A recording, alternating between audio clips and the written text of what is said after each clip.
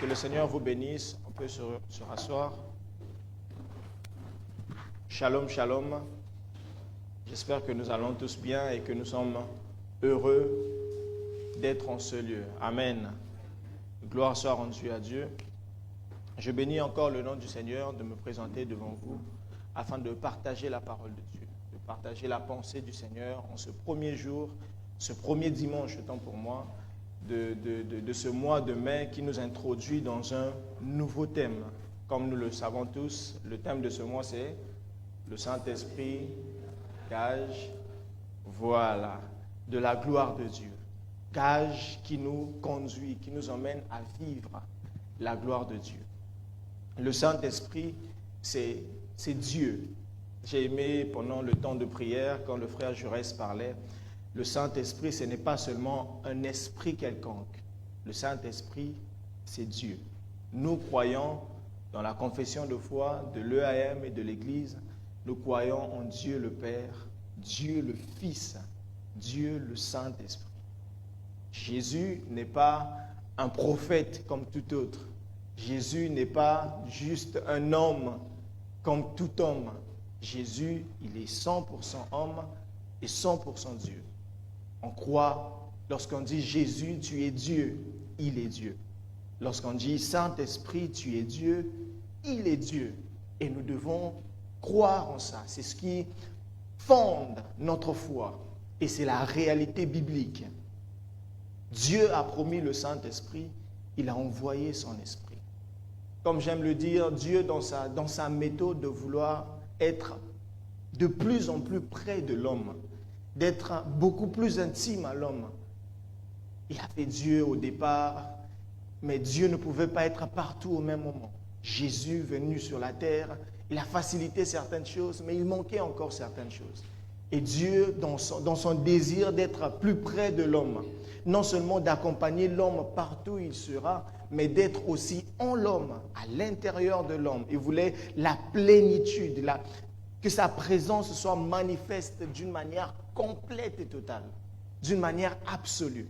Et il a envoyé son esprit, il a dit, restez là, je ne vous laisserai pas orphelins, parce que ça pouvait entraîner des soucis au cœur des disciples que notre Messie, notre Dieu, notre Jésus que l'on suit va partir. Mais avec qui on restera? Il a dit, ne vous inquiétez pas, je vous enverrai le Saint-Esprit, le Consolateur. Il vous conduira dans la vérité tout entière.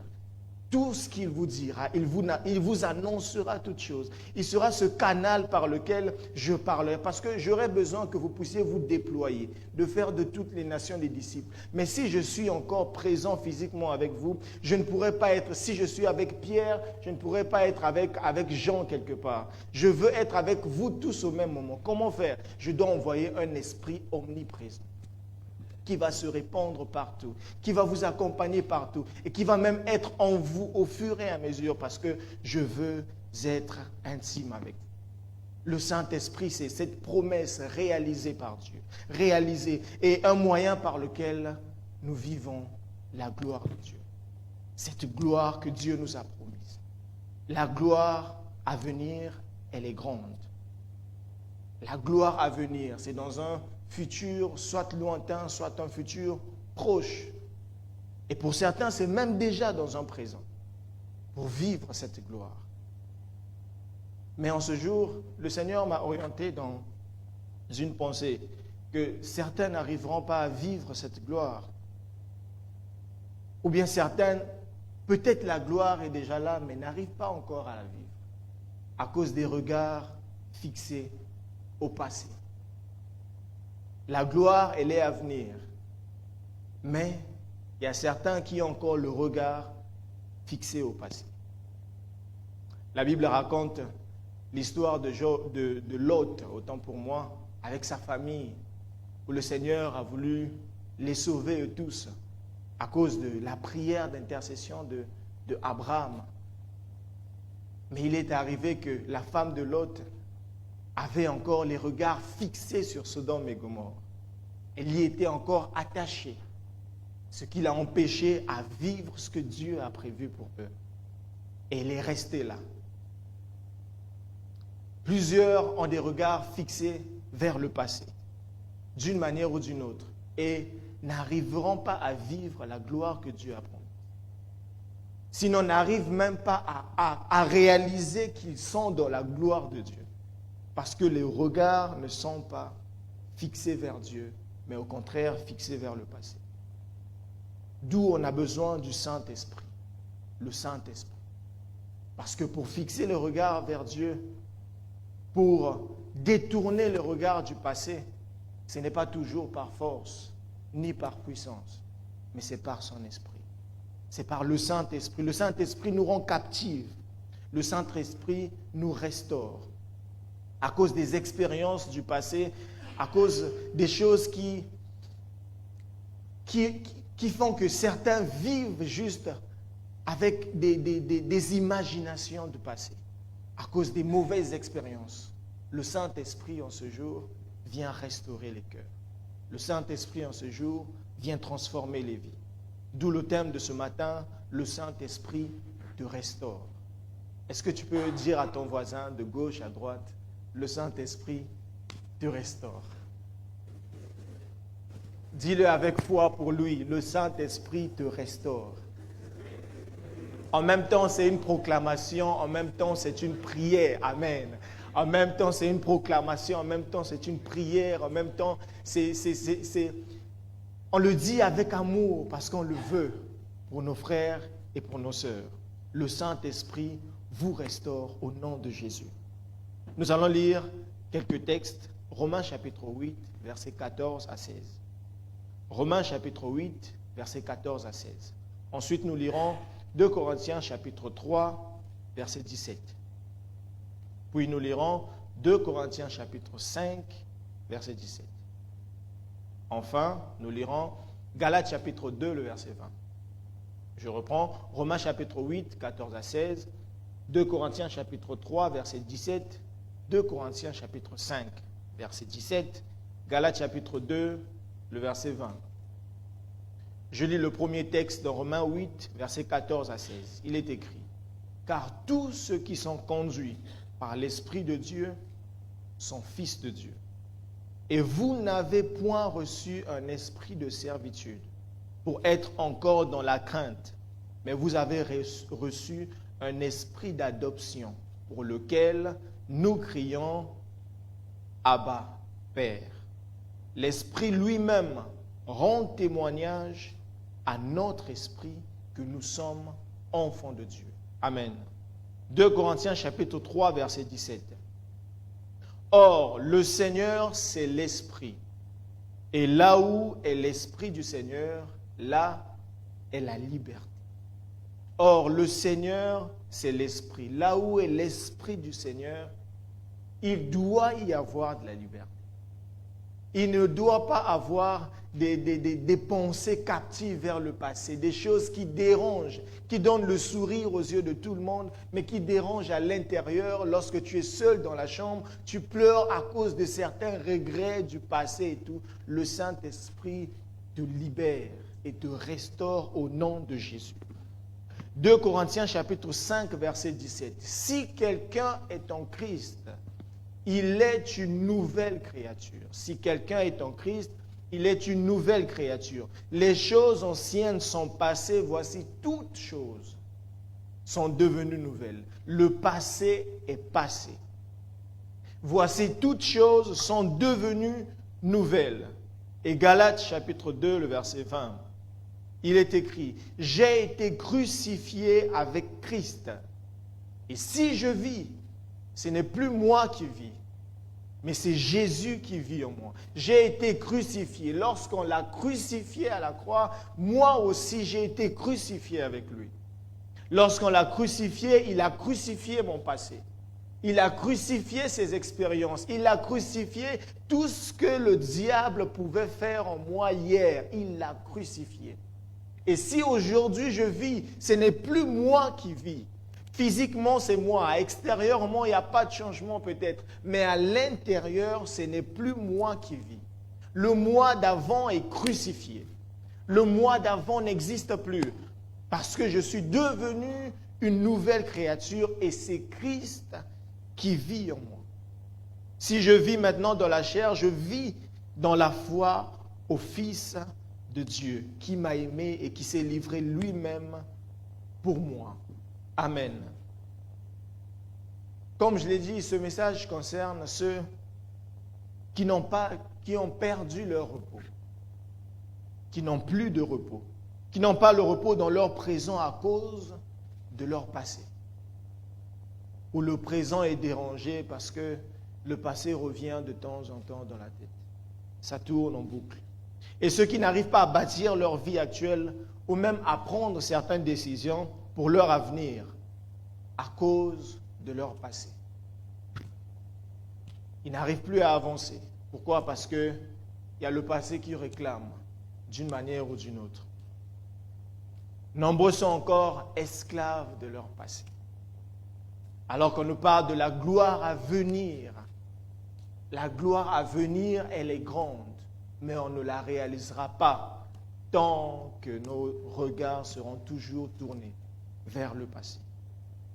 Que le Seigneur, par son esprit, te restaure de ton passé au nom de Jésus. Lorsque Dieu restaure, il relève. Lorsque Dieu restaure, il rétablit. Lorsque Dieu restaure, il fortifie. Il te fortifie. Tout ce qui t'a affaibli, tout ce qui te fait croire, je reviendrai sur ça, tout ce qui te donne certaines imaginations. Toutes ces choses par lesquelles même le diable profite pour te faire croire à des choses en vrai qui n'existent pas. Il te fait dire des pensées de Dieu que Dieu ne pense même pas.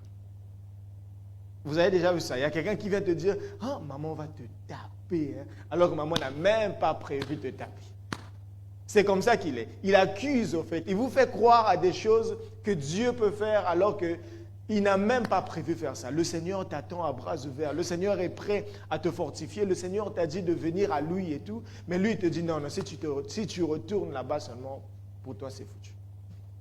Et le Seigneur te dit aujourd'hui, je te restaure au nom de Jésus. Ce qui est bon à savoir, c'est qu'il y a différents types de passé. Il y a un bon passé, il y a un mauvais passé. Lorsqu'on dit que le Seigneur te restaure de ton passé, il y a passé et passé.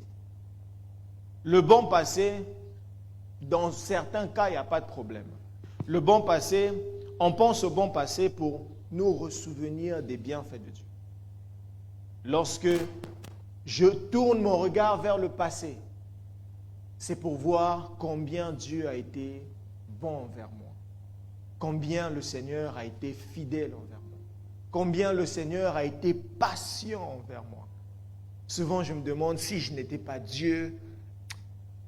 Et si j'étais Dieu, en fait, je n'allais pas vraiment être patient envers moi-même. Parce qu'il a tellement été patient envers moi, je dis non, tu es tellement bon. Tu es tellement bon. Le bon passé nous emmène à nous ressouvenir des bienfaits de Dieu. Lorsque David dit, mon âme bénit l'Éternel et n'oublie aucun de ses bienfaits. Comment ne pas oublier les bienfaits si on ne rembobine pas derrière pour voir ce que le Seigneur a eu à faire. Et je nous encourage à vraiment le faire, à le faire assez, autant de fois que vous le pouvez, à regarder derrière à chaque fois pour rendre gloire à Dieu. Souvent, les mots manquent dans la louange. C'est juste parce que lorsqu'on dit louons le Seigneur, on est pressé à parler. Louons le Seigneur, on veut directement dire ce qui n'est pas toujours mauvais, mais souvent restons calmes. Essaie de rechercher. Tu auras tellement de sujets, étape par étape. Souvent, j'abuse lorsque il y a certaines personnes qui disent que j'abuse et tout ça là. Ça m'arrive parfois, je suis seul, je regarde depuis l'école maternelle. Ça fait des années. Je peux être dans la présence de Dieu comme ça, au lieu de commencer à parler, je peux passer 1 heure du temps. Je regarde juste, il y a des images. Je me souviens de ça comme si c'était hier. À chaque étape, chaque circonstance, quand j'étais malade, quand il m'a guéri, tu étais hospitalisé, tu avais maigri, tu fais, essaie de voir, tu fais étape par étape. Non seulement pour ta propre vie, ça peut te prendre des heures. Et combien de fois pour la vie de ta famille? Combien de fois pour la vie de tes frères et sœurs? Combien de fois pour la vie de l'Église? Lorsque j'écoute l'histoire de l'Église de Tanger, de l'Église de Tétouan, j'essaie de regarder, je dis, oh! Et je vois actuellement, je dis, Dieu, il est tellement merveilleux. Et ce bon passé, c'est intéressant pour reconnaître la gloire de Dieu. Mais le bon passé ou bien les mauvaises expériences, les bonnes expériences, autant pour moi, dans le passé peuvent aussi être un frein pour ton présent ou bien pour ton avenir. Car ça peut te conduire à une certaine stagnation. Dans le fait où il y a eu tellement une bonne expérience avant que tu te sens déjà autosuffisant.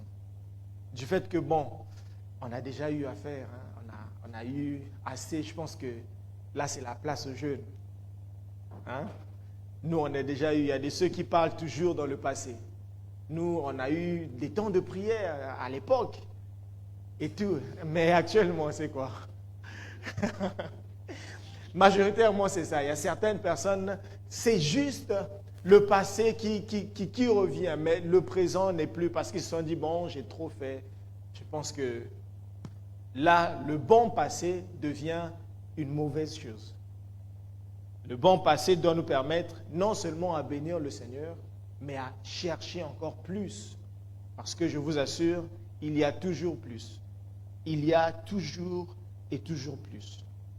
Il y a aussi, à côté du bon passé, le mauvais passé. Le mauvais passé qui peut influencer positivement ou négativement. Le mauvais passé peut influencer positivement, mais aussi négativement notre présent. Il influence positivement dans le sens où celui-ci nous permet de tirer des leçons.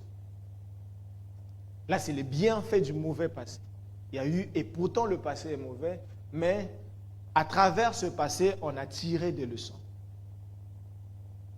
Afin de ne pas refaire les mêmes erreurs dans le présent ou bien dans le futur. C'est-à-dire, il y a eu un mauvais passé, mais tu as tellement tiré la leçon que tu ne peux plus répéter ça. Tu ne peux plus commettre les mêmes erreurs. Et plus tu deviens mature dans le Seigneur, plus tu peux aussi louer Dieu pour le mauvais passé que tu as vécu. Plus tu deviens mature, plus tu peux comprendre que, Seigneur, je te bénis pour cette mauvaise expérience que j'ai eue. Parce qu'à travers celle-là, j'ai appris beaucoup de choses. Et à travers celle-là, tu m'as enseigné aussi beaucoup de choses qui me permettront de comprendre ce qui viendra après. À cause de cette expérience, le Seigneur t'a enseigné certaines choses. Tu vas dire, non, béni sois-tu, Seigneur. Et ce n'est pas forcément à l'instant que l'on reconnaît ça. Souvent, c'est après beaucoup de temps. Il y a eu des fois dans ma vie où j'ai béni le Seigneur pour l'échec, mais pas instantanément. Parce que quand tu échoues, à l'instant, tu n'as pas envie de bénir le Seigneur. Ça, c'est vraiment... Mais je prie que Dieu nous donne une maturité à comprendre les choses. Parce que souvent, on donne déjà du tort à Dieu. Seigneur, pourquoi ceci, pourquoi cela? Souvent même, tu sais que toi-même, tu n'as pas étudié. Mais quand même, on donne d'abord à Dieu, après, on va revenir sur nous. Mais le Seigneur aussi, il prend quand même. Hein? Il encaisse. Et lorsqu'on comprend ça, tu vas bénir le Seigneur dans des années après, tu te rends compte que, ah oui, il fallait que ce projet que j'ai voulu lancer, alors que je n'étais même pas encore prêt, je n'avais pas encore compris comment ça fonctionne, même ce domaine, ça n'avait pas réussi. Et maintenant que j'ai compris comment ça fonctionne, ça avait marché. Si avant ça réussissait, peut-être que dans 1 an, 2 ans, ça allait faire faillite. Mais là, j'ai compris, ça peut avoir une pérennité très, très longue. Et c'est comme ça que Dieu peut enseigner quelque chose dans le mauvais passé. Et le mauvais passé peut aussi enseigner négativement, influencer négativement. C'est de ça qu'il s'agit aujourd'hui. Ce côté négatif du mauvais passé. Le passé qui bloque notre présent. Le passé qui empêche d'avancer. Le passé qui nous emmène même plus à penser à un futur. Ça détruit presque le futur. Ça fait que On est resté maintenant dans un cercle vicieux, dans un endroit bloqué parce qu'on n'arrive plus à avancer. Ce passé peut aller dans plusieurs aspects que j'ai relevés. Il peut en avoir plusieurs, mais j'ai relevé quelques. Du côté physique ou du côté relationnel. Des blessures dans le cœur.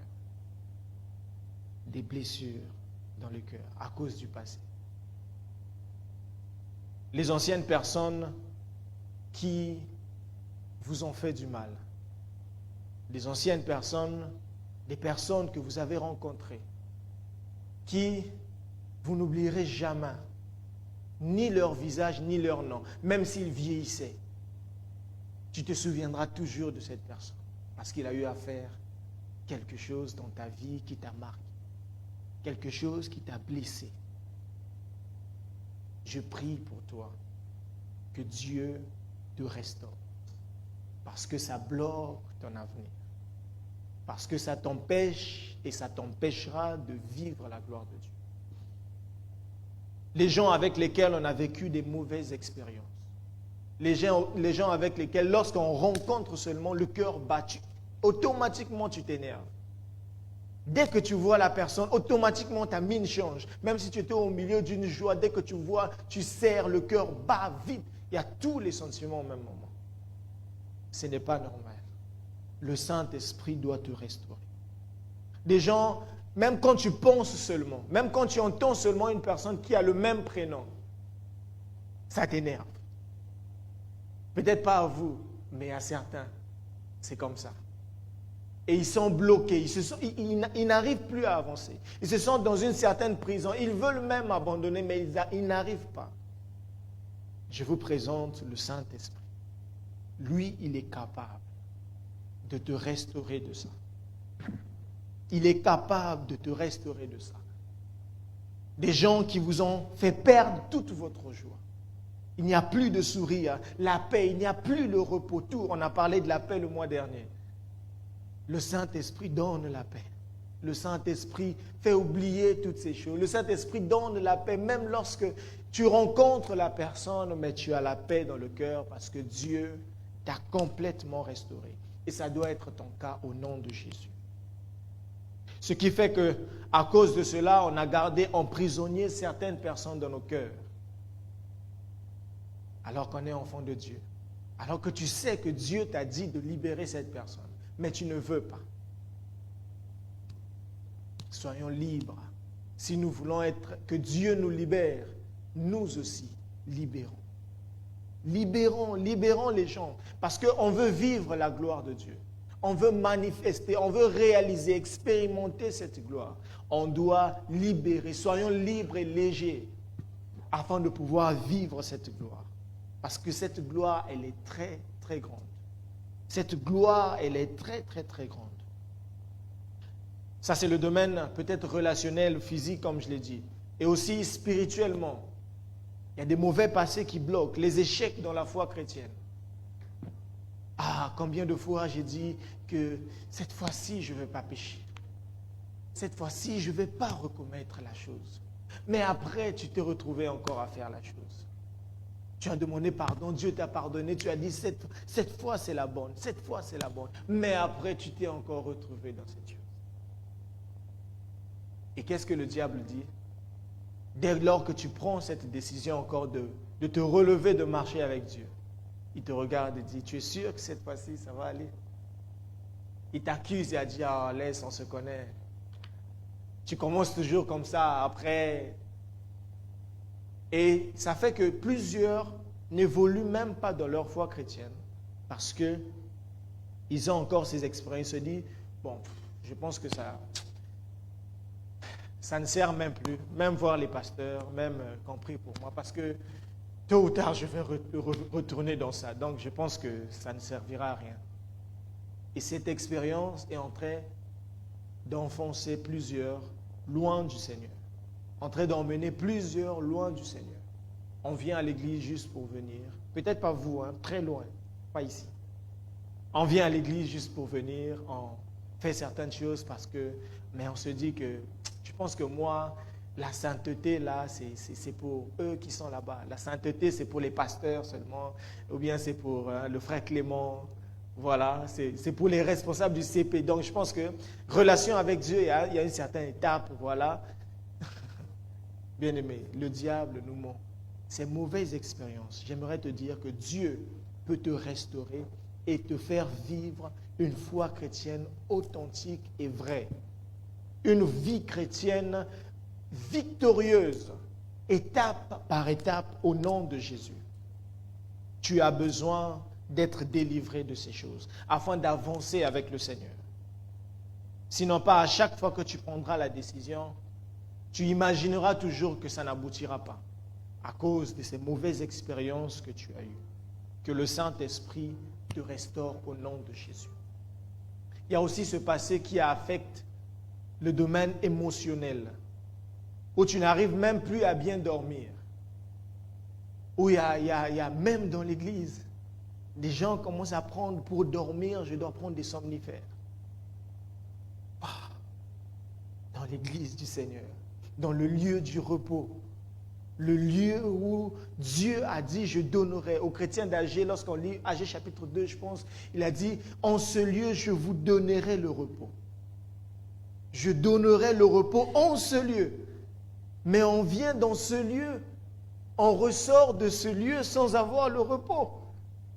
De quel lieu véritablement Dieu parlait? Ou bien le Dieu au temps d'Agé n'est plus le même? Alors que c'est faux. Il est le même hier, aujourd'hui, et il le sera éternellement. De quel temple il parlait? C'est de la même manière que nous sommes bien-aimés. Il n'avait pas 4 mains, c'était les mêmes personnes, comme vous et nous. Pourquoi on vient dans la maison de Dieu avec des peines et des soucis? On ressort avec des peines et des soucis. Ça ne devait pas être le cas.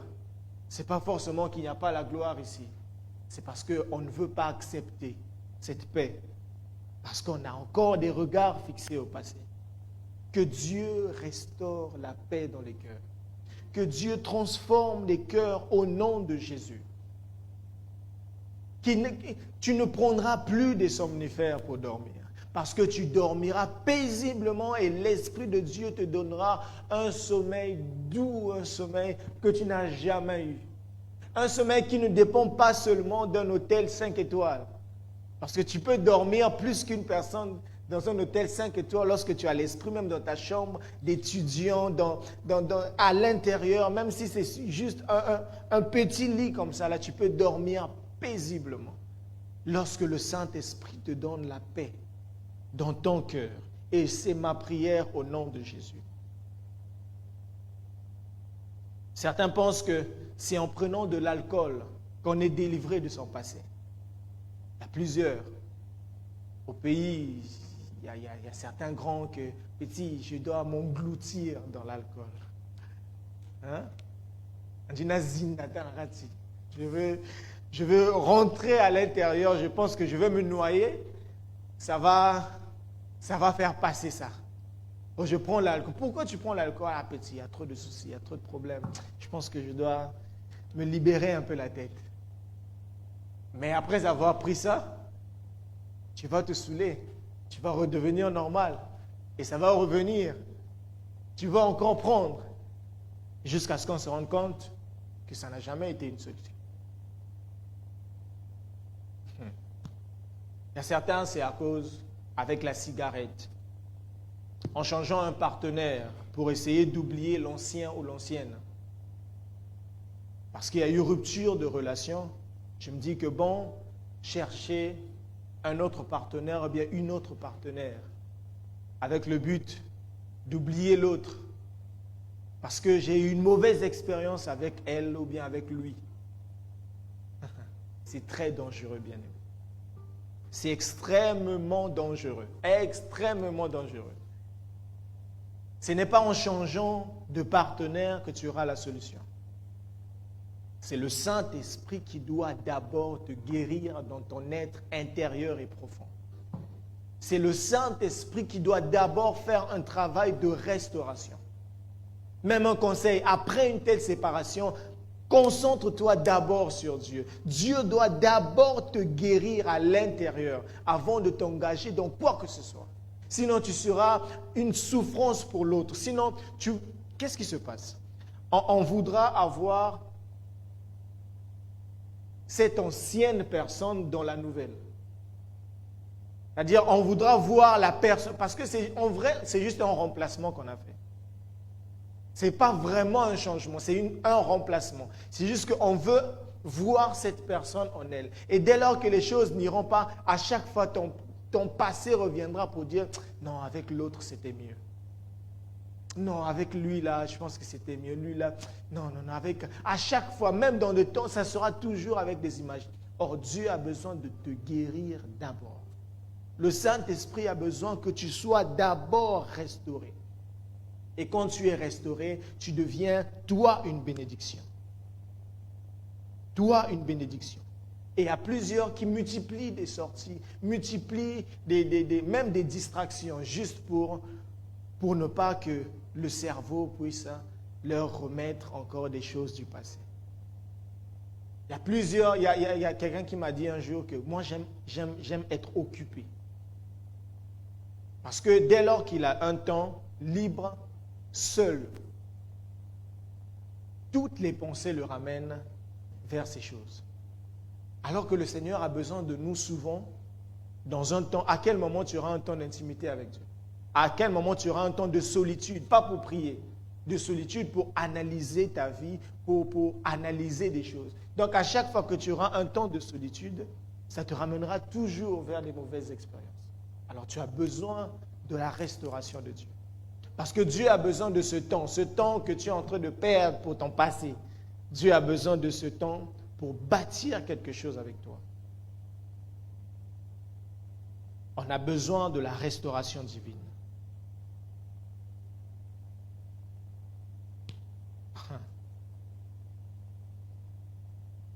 De grâce, si nous ne sommes pas encore guéris de notre passé, ne prenons pas des décisions pour notre avenir.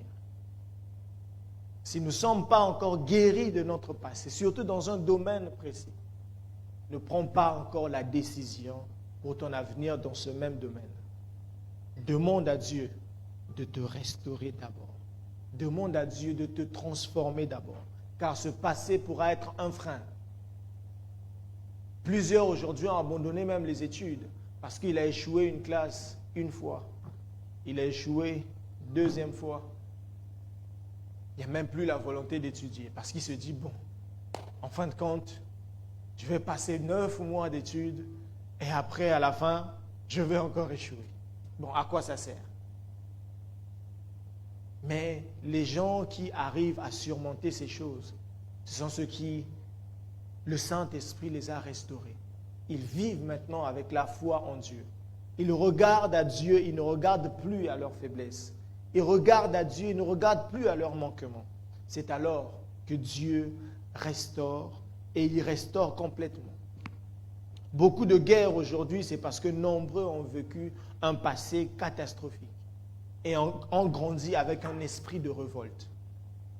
J'ai suivi beaucoup de documentaires de certains dictateurs. Je vous assure que j'ai analysé, la majorité, ils ont eu presque le même passé. La majorité, avant de faire ce qu'ils étaient en train de faire, soit dans une nation, soit. C'est juste parce qu'ils ont connu des gens, ils ont grandi dans une famille où leur père battait leur mère et ils ont grandi avec cette chose. Il y a des gens qui, non seulement leur père était sévère avec eux, il leur battait tellement. Ils battaient leur mère, ils ont gardé ça à l'intérieur. Ils ont grandi avec. Dès lors qu'ils voient, ils se disent, moi aussi je dois être comme ça. Il n'y a pas de pitié. Mon père n'a pas eu pitié, moi aussi je n'aurai pas pitié. Ils grandissent avec. Il y a quelqu'un qui m'a dit un jour, moi je ne marierai jamais une femme. J'ai dit pourquoi? Il a dit, mon père n'a jamais marié ma mère. Ce n'est pas moi qui va aller marier une autre fille. Ce n'est pas possible. Et dans mon cœur, je disais, oh Seigneur, il y a un grand problème. il y a un grand problème. Il a dit, je pense la même personne, il a dit, moi, mon père a eu, non seulement il n'a pas marié ma mère, mais il a eu aussi plusieurs femmes. Et moi aussi, je n'aurai pas une seule femme seule. J'en aurai plusieurs. De la même manière que ma mère a souffert, tout le monde va souffrir. Vous voyez, c'est drôle.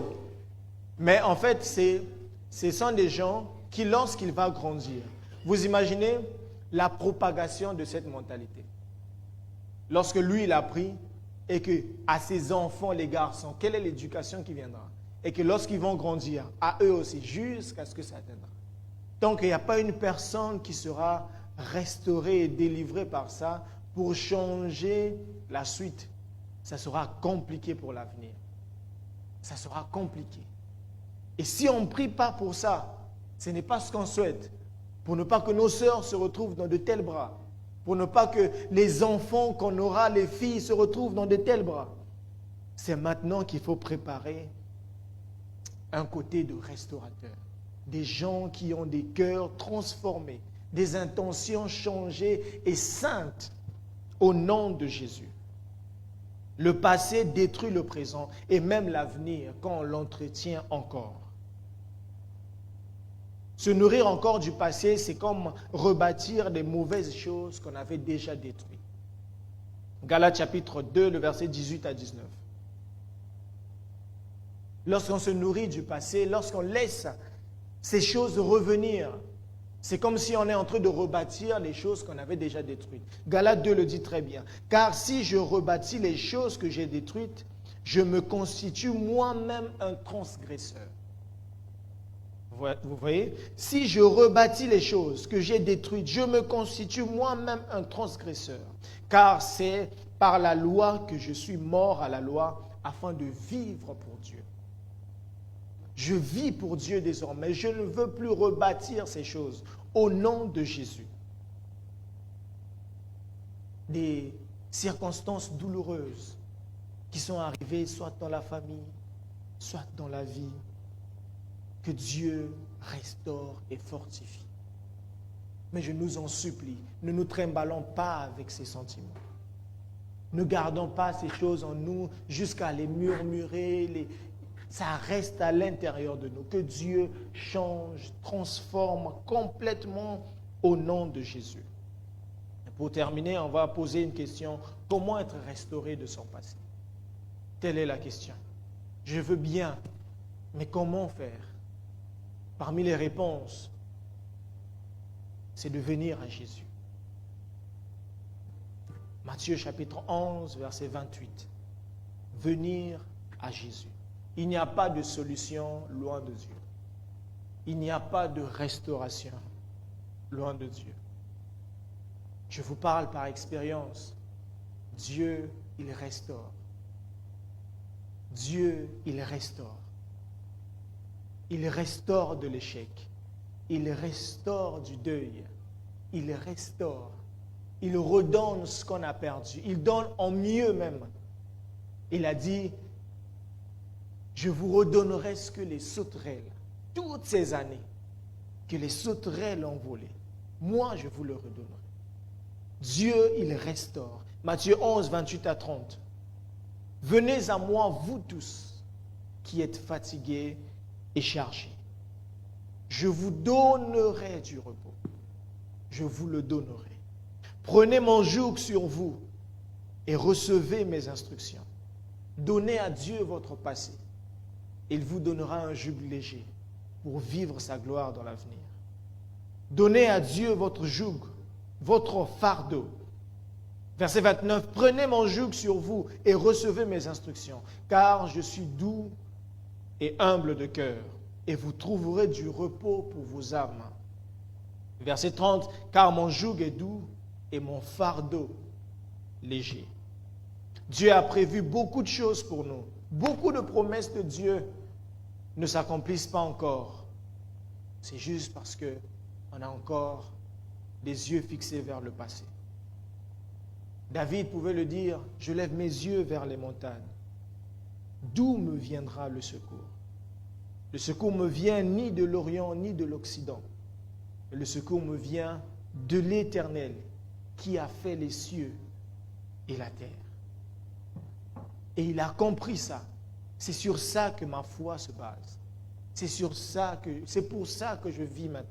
Je ne suis plus guidé par mes mauvaises expériences, mais je suis guidé par le Christ, parce que ce n'est plus moi qui vis, c'est Jésus qui vit en moi. Lorsque le diable il vient réclamer, il vient mentir dans les propos, il vient dire des choses, c'est Dieu qui prend possession désormais. Tu as tort, tu as toujours tort et tu auras toujours tort au nom de Jésus. Et loin de moi. La majorité des grands hommes de Dieu que nous voyons aujourd'hui, les gens qu'on admire, qui marchent avec Dieu, nombreux ont vécu aussi certainement des mauvais passés, mais ils ont juste décidé de tout laisser aux pieds de Dieu. Ils ont dit, Seigneur, occupe-toi de ça. Moi, je ne suis plus là. Dieu a changé mon adresse, comme on le dit. Deuxièmement, comment être guéri de son passé, être conscient de son identité en Christ. On est désormais enfant de Dieu. On a dit, tu es désormais enfant de Dieu. Je ne suis plus esclave de la peur, ni du mal, je suis devenu enfant de Dieu. Et troisièmement, c'est en demandant de l'aide au Saint-Esprit et sa présence permanente dans nos vies. Comme nous l'avons lu dans Romains chapitre 8, versets 14 à 16. Car tous ceux qui sont conduits par l'Esprit de Dieu sont fils de Dieu. Et vous n'avez point reçu un esprit de servitude pour être encore dans la crainte, mais vous avez reçu un esprit d'adoption par lequel nous crions « Abba, Père ». L'Esprit lui-même rend témoignage à notre esprit que nous sommes enfants de Dieu. L'Esprit de Dieu rend témoignage à l'esprit de l'homme, à mon esprit, à moi, que je suis maintenant enfant de Dieu. Lorsque le diable veut dire, il est maintenant enfant de Dieu. Lorsque le passé veut dire, mais toi tu étais... Non, il est maintenant. Elle est maintenant enfant de Dieu. Ne lui rappelle pas toutes les erreurs du passé parce qu'elle est une nouvelle créature désormais. Il y a plusieurs, même après avoir donné leur vie à Jésus, ils pensent que Dieu les condamne toujours de leur passé. Il y a de ceux qui vivent, on veut vivre une certaine joie, même après avoir été baptisés, mais il y a des gens qui ont toujours cette culpabilité de tout ce qu'ils avaient eu à faire dans le passé. Bien-aimé, Dieu ne regarde même plus à ça. Ça a été effacé complètement. Effacé complètement. Tout a été blanc maintenant. C'est maintenant plus blanc que neige. Dieu te voit blanc que neige. Quand il te voit, il voit Jésus. Quand il te voit, il voit la joie, il voit la gloire, les merveilles de Dieu. Et toutes ces choses qui passent, c'est le diable qui veut te rappeler des choses que Dieu ne calcule même plus. C'est trop drôle. Et marchons selon l'Esprit bien-aimé. Et aussi, enfin, en se nourrissant de la parole de Dieu et en proclamant quand ses pensées reviennent. Nourrissons-nous de la parole de Dieu. On n'est pas forcément maître de nos pensées, mais on peut les repousser avec la parole de Dieu.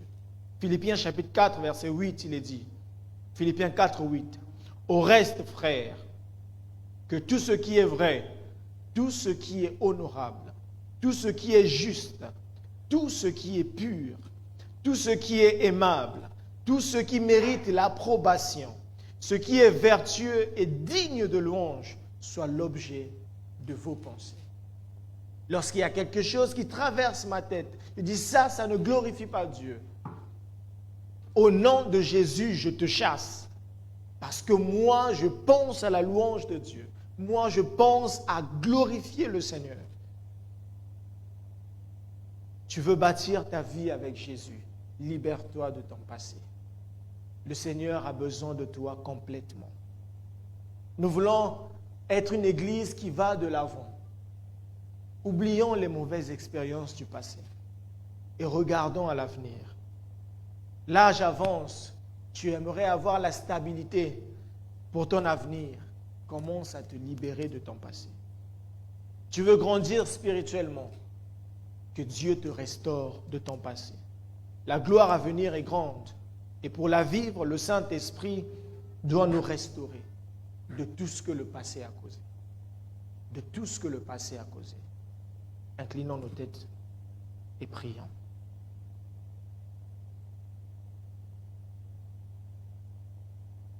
Tu vas demander à Dieu, je ne sais pas vraiment comment orienter même cette prière. Mais dis à Dieu, Seigneur, si tu le reconnais vraiment, Seigneur, restaure-moi de mon passé. Restaure-moi de mon passé. Mon passé, c'est plus moi. Je suis désormais enfant de Dieu. Même si les hommes peuvent condamner, même si le diable peut réclamer, mais toi, tu me connais mieux. Tant que tu m'aimes et que tu me considères comme ton enfant, cela est le plus important. Prie le Seigneur. Dis à Dieu. Parle à ton Dieu. Il veut t'écouter. Il veut t'écouter.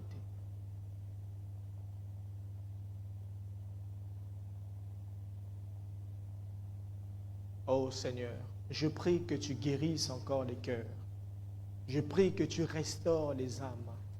Je prie que tu ponces les plaies, que les blessures, éternel Dieu, soient complètement séchées au nom de Jésus. Tu connais ceux qui sont en deuil. Seigneur, que toi seul puisses restaurer. Tu sais bien le faire. Tu sais bien le faire, Seigneur. Restaure tous ceux qui ont échoué dans un domaine. Seigneur, restaure et redonne la force afin de continuer, afin de reprendre, afin de grandir, de marcher. Que tout ce qui empêche chacun d'avancer, Seigneur, je prie et je déclare qu'ils sont libérés au nom de Jésus. Le Saint-Esprit que tu nous as donné est un esprit de force, est un esprit de courage, est un esprit de joie, est un esprit de paix. Tu as dit, je vous enverrai le Saint-Esprit, le Consolateur. Console, Seigneur, comme tu sais très bien le faire. Console, éternel Dieu, comme tu sais très bien le faire. Console, comme tu sais très bien le faire. Console, Seigneur. Console, éternel Dieu. Console, éternel Dieu. Nous te bénissons, Seigneur. Nous te rendons grâce. Parce que ce travail, c'est toi qui l'as commencé. Et c'est toi qui l'achèveras. Nous voulons une église des hommes et des femmes complètement restaurés et qui servent le Seigneur de tout leur cœur avec une pensée sur l'éternité. Qui aspirent à vivre la gloire de Dieu et qui se laissent conduire par le Saint-Esprit. Que tout l'honneur, toute la gloire ne reviennent qu'à toi seul, au siècle des siècles. Amen. Que Dieu vous bénisse abondamment.